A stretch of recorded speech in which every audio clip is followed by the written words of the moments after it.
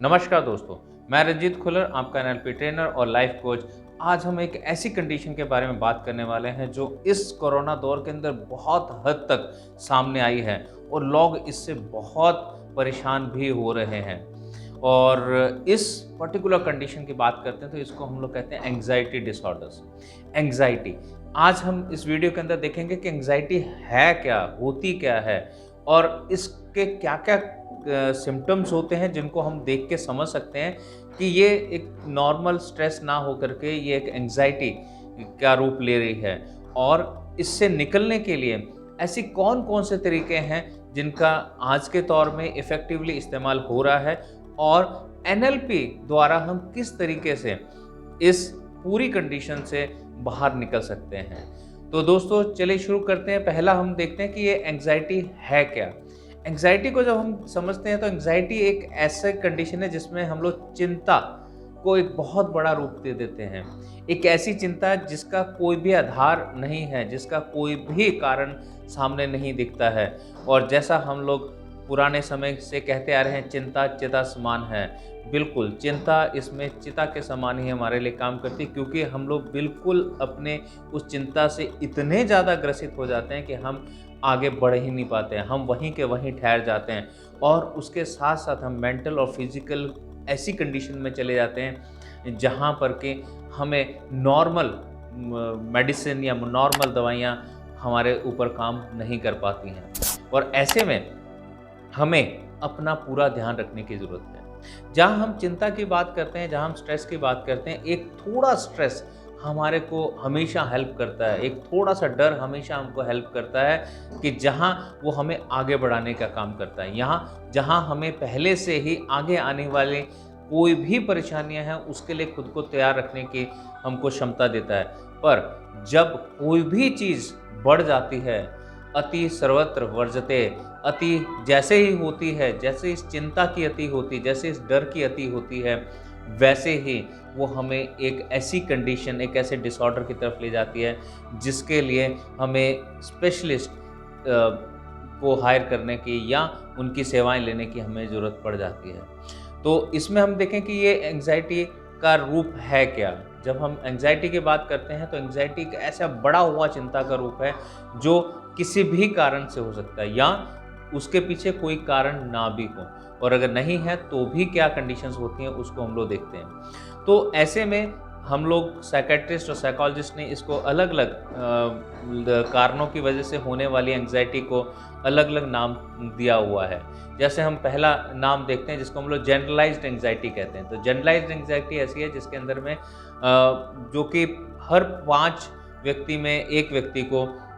ये देखी गई है। तो ये भी anxiety and depression association of America द्वारा दिया हुआ आंकड़ा है, जिसमें कि हर 5 व्यक्ति के ऊपर एक व्यक्ति इस कंडीशन से जूझ रहा है। दूसरा पैनिक डिसऑर्डर, पैनिक अटैक्स, जो अगेन किसी न किसी पर्टिकुलर पुराने इंसिडेंट्स के ऊपर की वजह से होता है। देन एग्रोफोबिक भी कहा जाता है एक कंडीशन को। सोशल एंग्जाइटी एक और कंडीशन है जिसके अंदर में हम लोग सोशल होने से घबराते हैं, सोसाइटी से अंदर जाने से घबराते हैं। स्पेसिफिक फोबिया, एक पर्टिकुलर कारण से होने वाले डर को, चिंता को भी हम समझते हैं। इसके अलावा में ओसीडी ऑब्सेसिव कंपल्शन डिसऑर्डर, जो कि अगेन हमको एक डर का भाव देती है और हम एक ही चीज़ को बार बार करने की कोशिश करते हैं। और पोस्ट ट्रॉमेटिक स्ट्रेस डिसऑर्डर, जिसको हम लोग PTSD भी कहते हैं शॉर्ट फॉर्म में। ये वो डिसऑर्डर है जहाँ पर कि कोई एक घटना होने के बाद में हम उस घटना की वजह से आने वाले समय में ये डर में रहते हैं कि कहीं वो घटना दोबारा से ना हो जाए। अनस्पेसिफिक एंग्जाइटी, जिसके अंदर में मुझे कारण नहीं पता है, मुझे हमेशा ये लगा रहता है कि कोई ना कोई है जो मेरे को या तो फॉलो कर रहा है या कोई एक अंदर से डर है जो हमेशा मेरे को खाता रहता है। तो इन सब चीज़ों के अंदर में अगर हम देखेंगे तो सब के अंदर में एक डर जो है वो कॉमन है, एक फियर कॉमन है, एक चिंता कॉमन है। और ये चिंता ही बढ़ बढ़ के हमें इस पूरी कंडीशन की तरफ ले जाती है। तो अभी मैं समझूं कैसे कि एक स्ट्रेस और एक एंग्जाइटी के अंदर में फ़र्क क्या है, ऐसा क्या सिम्टम्स हैं जिससे मैं समझ सकता हूं कि एंग्जाइटी है या ये स्ट्रेस है। और अगर मैं स्ट्रेस की बात करूँ तो उसमें भी स्ट्रेस, जहाँ पे थोड़ा स्ट्रेस है जो मेरे लिए अच्छा काम करता है, जो मेरे को आगे बढ़ने में हेल्प करता है, तो उस स्ट्रेस में और एंग्जाइटी में क्या फ़र्क है। तो जहाँ नॉर्मल स्ट्रेस जो मेरी ज़िंदगी का एक हिस्सा है, जो होना मेरे लिए एक अच्छा काम करता है, उसमें अगर मैं रहता हूँ तो वहाँ पर मैं अपने अंदर देखता हूँ कि निरंतरता के साथ में मैं ग्रो करता हूँ, मैं निरंतरता के साथ में नई चीज़ों को सीखता हूँ और मैं नए डायरेक्शन में मूव करता हूँ। ये इसी तरीके से कि अगर मैं कहीं इंटरव्यू देने के लिए जा रहा हूँ तो उससे पहले का मुझे एक हल्का सा स्ट्रेस कि पता नहीं वो लोग इंटरव्यू में क्या पूछ लेंगे, तो उसके लिए मैं किताबों को फिर दोबारा से देखता हूँ, या मैं अपने पूरे पहनावे को, अपने को शीशे में देखता हूँ, तैयार महसूस करता हूँ और फिर मैं इंटरव्यू के लिए जाता हूँ। तो वो एक हल्का सा स्ट्रेस जो है वो हमारे लिए अच्छा काम करता है। या कोई स्टेज परफॉर्मेंस है तो उससे पहले मैं हल्का सा घबराहट महसूस करता हूँ, वो घबराहट मुझे खुद को तैयार करती है आने वाले स्टेज परफॉर्मेंस के लिए। इसी तरीके से ये सारे ऐसे एग्ज़ाम्पल्स हैं जहाँ पर कि एक स्ट्रेस हमारे लिए अच्छा काम करता है। तो ऐसे में वो स्ट्रेस जो मेरे लिए अच्छा काम कर रहा है, उसको मुझे आइडेंटिफ़ाई करते हुए मुझे ये भी देखना है कि कौन-सा ऐसा चिंता है, कौन-सी ऐसी जगह है जहाँ पर कि मेरे लिए वो काम नहीं कर रही है, जो कि एंग्ज़ायटी का रूप ले रही है। एंग्ज़ायटी को समझने के लिए है कि जहाँ मैं कई बार स्टक हो जाता हूँ, जहाँ मुझे घबराहट इस हद तक बढ़ जाती है कि अब मैं स्टेज पर चढ़ना ही नहीं चाहता हूँ। अब मैं इंटरव्यू के लिए अंदर कमरे में जाना ही नहीं चाहता हूँ और मैं पहले से ही मुझे पसीना आने लग जाए, पहले से ही मेरे हाथों में पूरा स्वेटिंग हो जाए, पसीना आ जाए, दिल की धड़कन बहुत तेज़ बढ़ जाए और इस कदर बढ़ जाए मुझे लगे कि कहीं ये कोई हार्ट की प्रॉब्लम तो नहीं शुरू हो गई, या मेरी सांस एकदम से तेज होनी चल लग जाए और अगेन कई जगह तो सांस अटकने भी लग जाए, या मुझे लगने लग जाए कि सांस रुक रही है और मैं सांस नहीं ले पा रहा हूँ। ऐसी कंडीशन में मुझे लगता है कि या तो मेरी लंग्स में प्रॉब्लम है, या कहीं ऐसा ना हो कि मैं सांस लेना ही भूल जाऊँ या सांस ही ना आए मुझे। तो ऐसी कंडीशन भी होती है। भूख कभी बहुत बढ़ जाए और कभी बिल्कुल नहीं, और पेट के अंदर में एक ऐसा महसूस होता रहे कि कुछ चल रहा है और वो पूरे शरीर को इम्बैलेंस, एक हल्का सा शिवरिंग भी दे। इन सब कंडीशन को जब हम लोग देखते हैं तो वो एक ऐसी कंडीशन है जहाँ पर कि मैं आगे बढ़ ही नहीं पाता। वो डर मुझ पे बहुत हद तक काबू पा लेता है और मैं कहीं ना कहीं अपने आप को पीछे रख लेता हूँ। तो ऐसी कंडीशन को हम लोग एंग्जाइटी का रूप देखते हैं, क्योंकि इस कंडीशन के अंदर में हम आगे नहीं बढ़ पा रहे हैं, हम आगे नहीं कर्म कर पा रहे हैं, हम अपने शरीर पे, दिमाग पे अपना कंट्रोल नहीं रख पा रहे हैं। तो दोस्तों अब हम ये समझते हैं कि ये जो अलग अलग तरीके के डिसऑर्डर्स के या कंडीशंस की हमने बात करी, वो अलग अलग तरीके से किस तरह से होते हैं। तो मैं और ज़्यादा नज़दीक से स्पेसिफिक होके ये चीज़ समझ सकता हूँ कि ये मेरा कौन से तरीके का डिसऑर्डर है। जनरलाइज्ड एंग्जाइटी डिसऑर्डर, जिसके अंदर एक एक्सेसिव, हम अनरियलिस्टिक चिंता को, वरी को हम लोग लेके चलते हैं और एक टेंशन क्रिएट कर देते हैं, जिसका कोई कारण हो भी सकता है और नहीं भी हो सकता है। तो ये कभी भी कहीं पर भी ऐसा हम लोग महसूस कर सकते हैं, और जब हम इसको खोजने की, ढूंढने की कोशिश करते हैं तो कहीं भी वो कोई कारण नज़र नहीं आता है। या कहीं जैसे मुझे इंटरव्यू जाना है तो हो सकता है तो ये भी ऐसा कुछ नहीं है, या कोई काम करने जा रहे हैं तो है, ये कहीं बैठे बैठे भी ऐसा होना शुरू हो जाता है। तो ये जनरलाइज्ड एंग्जाइटी डिसऑर्डर की कैटेगरी में आता है। पैनिक अटैक, पैनिक डिसऑर्डर एकदम से सडन ऐसी फीलिंग आती है, ऐसा चिंता बढ़ जाती है, ऐसा एंग्जाइटी क्रिएट हो जाती है, जो कि कहीं किसी पर्टिकुलर कारण की वजह से होती है। और इसके अंदर में भी वही स्वेटिंग रहती है, वही हार्ट में पेन भी हो सकता है, पैल्पिटेशन हाई हो जाती है और वहाँ पर सांस लेने में भी दिक्कत आनी शुरू हो जाती है। तो ये पूरा चीज़ें कहीं किसी पर्टिकुलर कंडीशन के पहले, या कोई काम से पहले, या कुछ ऐसा हम लोग देख लेते हैं उससे पहले ये आता है। तो जिसको मैं कहीं ना कहीं किसी अपने पुराने कुछ हमारे साथ घटना हो चुकी है उसके साथ में मैं जोड़ के इसको देखते हैं और वहाँ हमें इस चीज़ को महसूस होता है। तो ऐसे में लोग ये जो डर है ये अगेन अनरियलिस्टिक डर है, ऐसा अभी कुछ नहीं हुआ होता, लेकिन उस डर को हम अपने ऊपर हावी होने देते हैं। इसके अलावा में थर्ड हम लोग देखते हैं जो कि सोशल एंग्जायटी डिसऑर्डर है, जहाँ पर कि हम वैसे तो नॉर्मल रहते हैं, लेकिन जैसे ही हमें कहीं सोसाइटी के अंदर मूव करना होता है या लोगों के बीच में जाना होता है, तो हमें एक डर सताना शुरू करता है, वो लोग मेरे बारे में क्या सोचेंगे, वो मुझे घूर रहे हैं। तो अभी कुछ दिन पहले मैं एक लड़की के साथ में जो कि मेरे ख्याल से 11-1 साल की थी, उनके साथ में मैं बात कर रहा था और वो मेरी हेल्प लेना चाह रहे थे। तो वो अभी जस्ट 5th क्लास में हैं, लेकिन उसको हमेशा ही चाहे स्कूल हो या ट्यूशन हो, उसको ऐसा लगता था कि लोग मेरे को देख के हँस रहे हैं या वो लोग मेरे ही बारे में बात कर रहे हैं और वो मुझे चिढ़ाना चाहते हैं। कहीं पर भी कोई भी ऐसी कोई सिचुएशन, ऐसा कुछ भी कंडीशन नहीं हुई होती, लेकिन उसको हमेशा ही अंदर ये चीज़ लगना शुरू हो जाती है। तो ऐसे केस में उसने खुद को अपनी फैमिली, अपने स्कूल के फ्रेंड्स, ट्यूशन के लोगों से दूरी बनानी शुरू कर दी और अपने आप में अपनी एक शेल के अंदर में रहना शुरू कर दिया और खाने को लेकर भी बहुत ही चूज़ी होगी और वो ऑलमोस्ट एक जिसे हम बोलते हैं कि एक बेबी की डाइट पे आ गई थी। तो जहाँ उसका वेट लॉस भी हो रहा था। तो ऐसे में हम लोग देखते हैं कि ये एक ऐसा सोशल एंग्जायटी डिसऑर्डर है जिसमें कि हम लोग सोसाइटी को लेके, सोशल समाज को लेके हम लोग अपने एक धारणाएँ बनाते हैं और वो हमें तंग करने लग जाती हैं। स्पेसिफिक फ़ोबियाज़, जिसमें स्पेसिफिक फ़ोबिया में हम देखते हैं कि कुछ एक पर्टिकुलर सिचुएशन, जैसे किसी को हाइट को लेके एकदम से घबराहट होती है या हाइट पे चढ़ते ही उनके लिए दिक्कत होनी शुरू होती है या उनको फ्लाइट्स में जाने में दिक्कत होती है। ये भी एक कंडीशन हो सकती है। स्टेज पे चढ़ना एक उनके लिए एंग्जायटी का कारण बन सकता है। इवन उन कुछ लोगों को, कुछ पर्टिकुलर टाइप के लोगों से मिलने में भी एंग्जायटी होती है या फ़ोन आ जाना किसी एक पर्टिकुलर लोगों का या एक बिना लाइक ऐसे टाइम पे फ़ोन आना जब उनको वो एक्सपेक्ट ही नहीं कर रहे होते हैं कि ऐसा कोई फ़ोन आएगा। लाइक एक और व्यक्ति थे जिनके साथ मैं काम कर रहा था, तो उनका भी ये था कि उनको एक पर्टिकुलर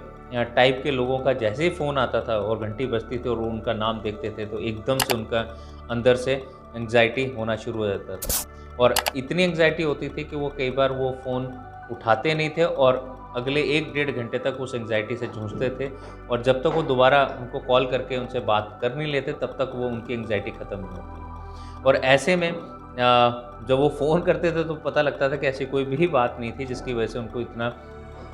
पैनिक में या इतना एंग्जायटी में आने की ज़रूरत थी। इसके अलावा हम लोग एगोराफोबिया कहते हैं। एगोराफोबिया में एक ऐसी कंडीशन है जहाँ पर कि हम ऐसी जगह पे खुद को महसूस करते हैं और ये महसूस करते हैं कि हम कहीं ऐसी जगह फँस जाएँगे जहाँ पर कि हमें इमरजेंसी हेल्प भी नहीं मिल पाएगी। तो ऐसे में ही एक व्यक्ति जिनको कि लगता था कि जैसे वो घर से निकलते थे तो उनको लगता था कि मैं अकेला अगर जाता हूँ तो मैं ऐसी कंडीशन में हो सकता हूँ जहाँ पर कि मुझे इमरजेंसी हेल्प भी नहीं मिलेगी। तो वो जो पहले खुद ड्राइव करके कहीं पर भी चले जाते थे, अब वो हमेशा अपने ड्राइवर को या अपनी वाइफ़ को या किसी अपने फ्रेंड को हमेशा अपने साथ रखते थे जब भी वो ट्रैवल करते थे, क्योंकि उनको हमेशा ही डर लगा रहता था कि कहीं ऐसा ना हो कि मैं किसी ऐसी कंडीशन में फँस जाऊँ जहाँ पर कि मुझे इमरजेंसी की हेल्प की भी ज़रूरत पड़े और मैं ले ना पाऊँ। तो मेरे पास में कोई ऐसा जना हो जो मुझे ऐसी कंडीशन में वो हेल्प प्रोवाइड करवा सके। हम एक और कंडीशन की बात करते हैं जिसके अंदर हम लोग बोलते हैं कि सेपरेशन एंग्जायटी। सेपरेशन एंग्जायटी जहाँ पे हम लोग बहुत बचपन के अंदर में वन या कोई आपका फैमिली मेंबर ऐसे टाइम में आपको छोड़ के चला गया है या उनकी अनटाइमली डेथ हो गई है, तो वो एक सेपरेशन की जो एंग्जायटी है वो हमेशा अंदर ही अंदर उस चीज़ की चिंता देती रहती है और नए लोगों से भी वो उतने अच्छे ढंग से खुल के मिल नहीं पाते और उनको हमेशा डर लगा रहता है कि अगर इसने भी मेरा साथ छोड़ दिया तो क्या होगा। तो ऐसे में एक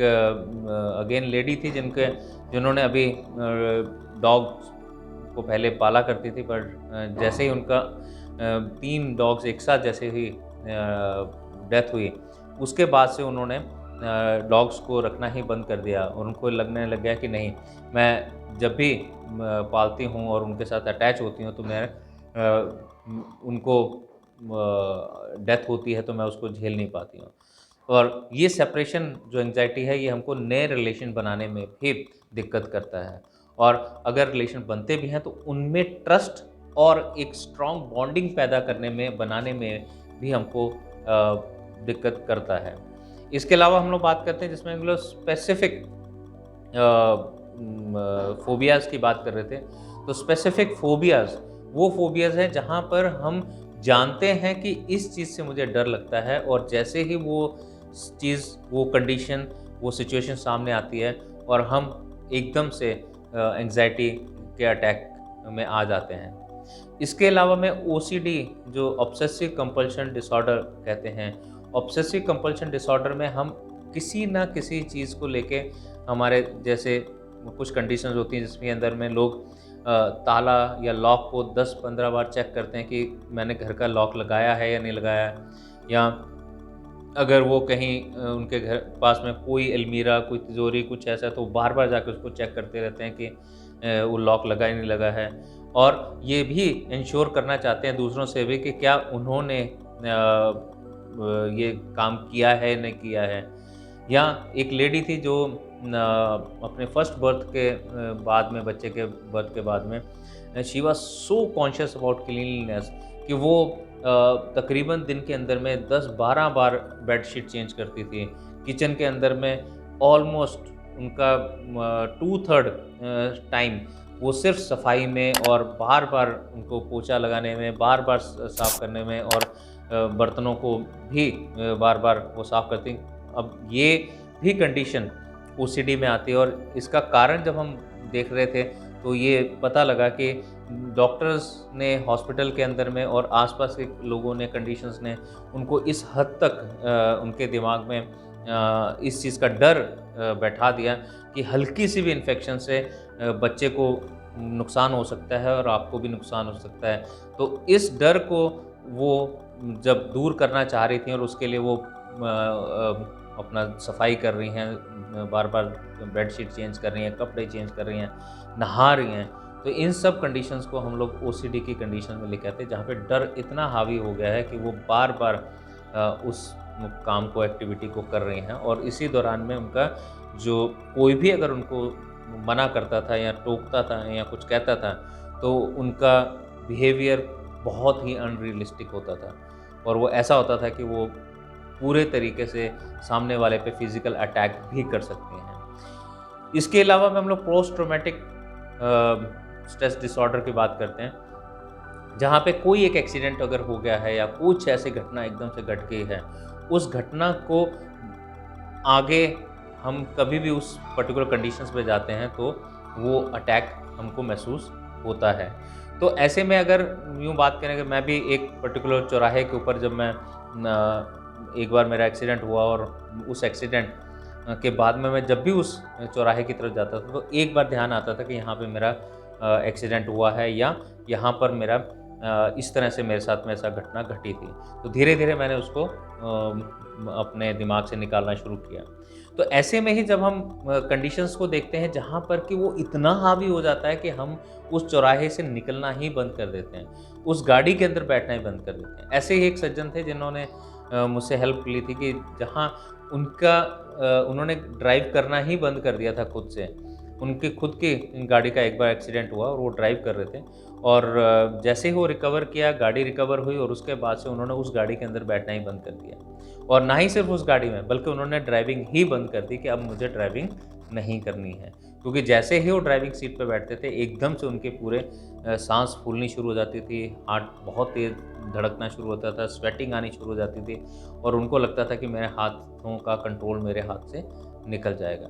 तो इस तरीके से भी कंडीशंस को हमने देखा है, जहाँ पर कि कोई घटना हमारे लिए आने वाले समय में हमारे लिए बहुत हद तक एक एंग्जायटी का काम करती है।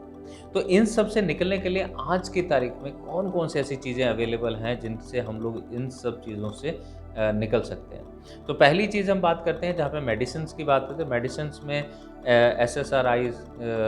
टाइप की मेडिसिन्स है, जिसके अंदर हम लोग सेलेक्टिव सेरोटोनिन रिसेप्टर इन्हिबिटर्स कहते हैं, जिसमें कि सेरोटोनिन के ऊपर में काम है, या अलग-अलग हार्मोन्स हैं जिनके सिक्रीशन और उनके आगे बढ़ने या घटने के साथ में देखा जाता है, तो उसके ऊपर में कंट्रोल करने के लिए कई एंटी डिप्रेशेंट्स अवेलेबल हैं। इवन कुछ सेडेटिव्स भी यूज़ होते हैं, जिससे कि हमारे थोड़ा-सा डिज़ीनेस होती है, थोड़ा-सा स्लो डाउन होता है मेंटल एक्टिविटी, जिससे कि हम उस एंग्ज़ायटी से बाहर निकल आते हैं। और भी इसी तरीके की कुछ मेडिसिन्स हैं जो हम लोग लेते हैं, तो कुछ समय में हम एक स्ट्रैटेजी बना लेते हैं, माइंड एक स्ट्रैटेजी बना लेता है, और उससे उस कंडीशन से निकलना उनके लिए आसान हो जाता है। तो यहाँ पे हम समय को गेन करते हैं, टाइम को गेन करते हैं, जिस समय में हम खुद को तैयार कर लेते हैं। इसके अलावा में जब हम और कंडीशंस की बात करते हैं, जो जहाँ पर कि प्रेज़ेंट में रहना बहुत ज़रूरी है, तो उसके लिए मेडिटेशन या सेल्फ हिप्नोसिस या योग निद्रा, ये सब तरीकों को हम लोग करते हुए देख लेते हैं, तो इनकी हेल्प हमको मिलती है, जिससे हम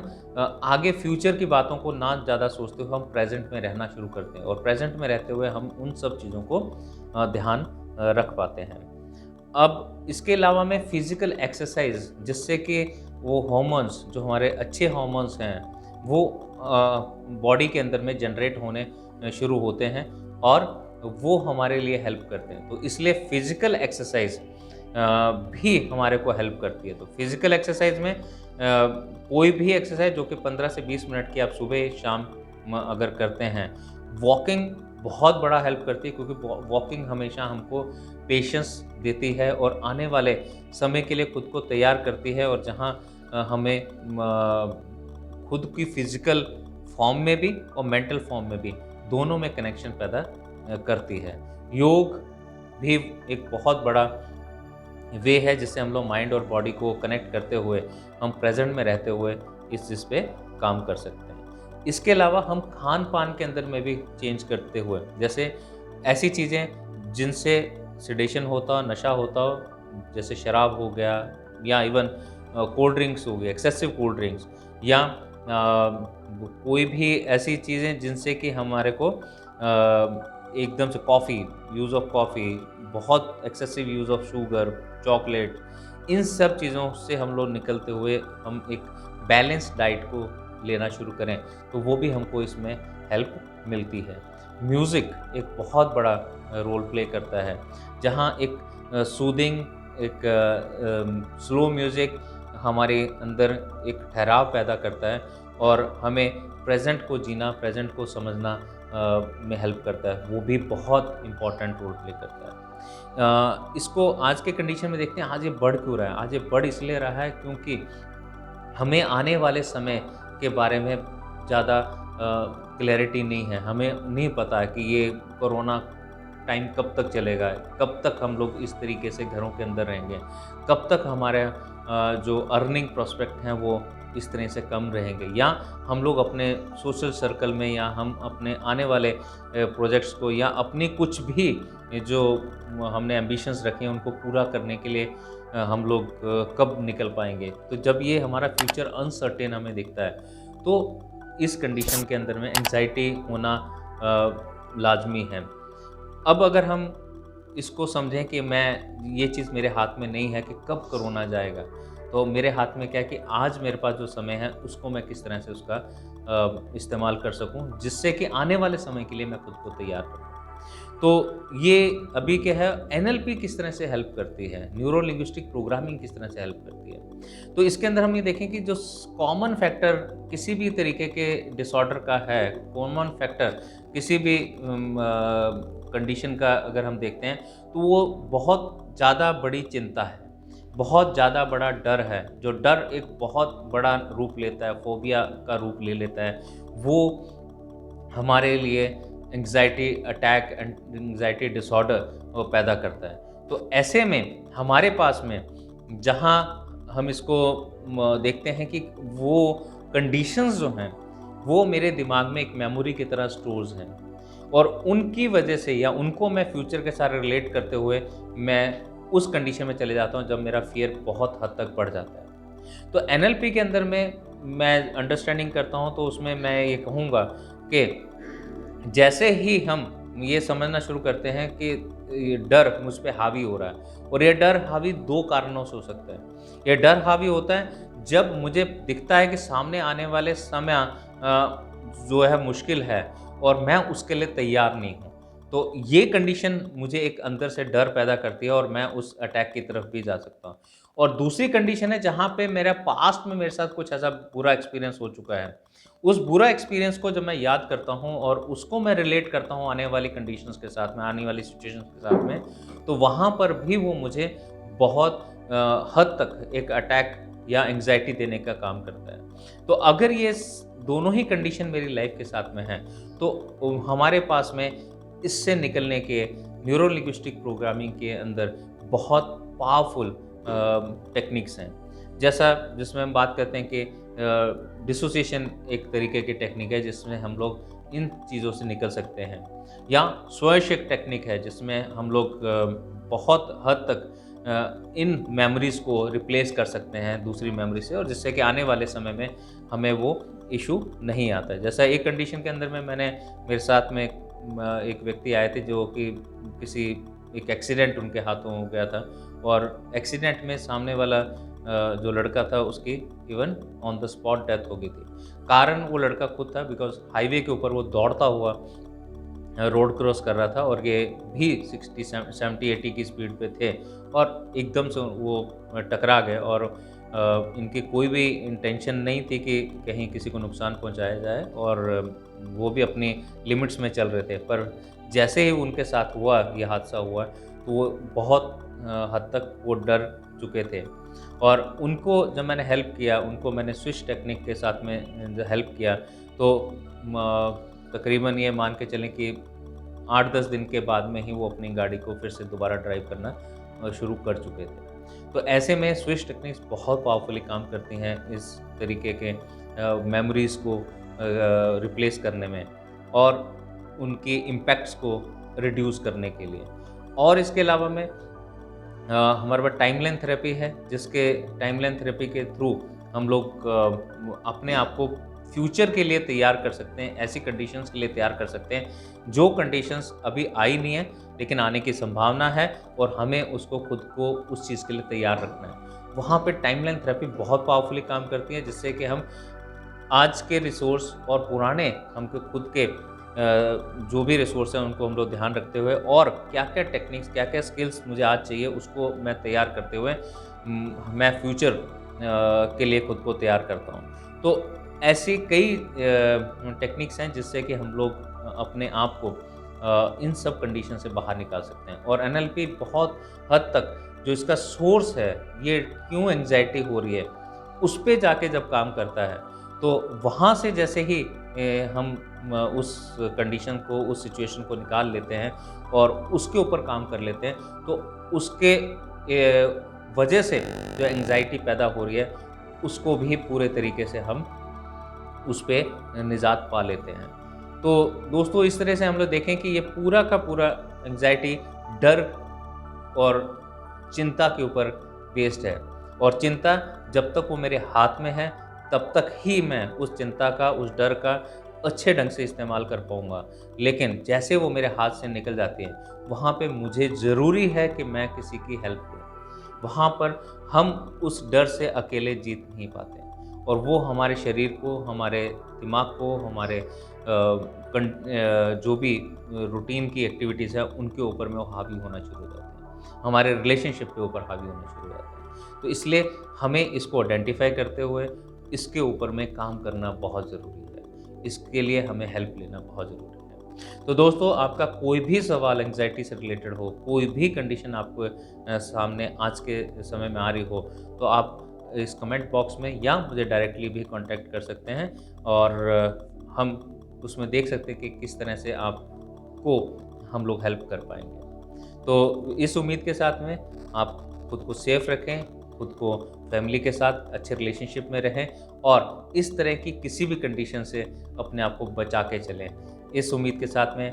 बहुत बहुत धन्यवाद, शुक्रिया, थैंक यू।